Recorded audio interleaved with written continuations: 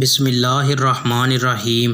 نبی کریم صلی اللہ علیہ وآلہ وسلم نے ارشاد فرمایا، جس شخص نے کوئی گناہ کیا اور اس گناہ کی حد قائم کر دی گئی تو وہ حد اس کا کفارہ بن جاتی ہے۔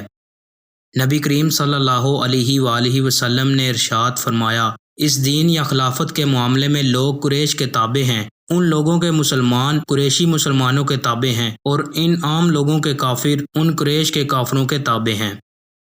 نبی کریم صلی اللہ علیہ وآلہ وسلم نے ارشاد فرمایا، اگر کسی ناک اور کان کٹے غلام کو تمہارا امیر مقرر کر دیا جائے اور وہ اللہ کی کتاب کے مطابق تمہاری رہنمائی کرے تو پھر اس کی بات سنو اور اطاعت کرو۔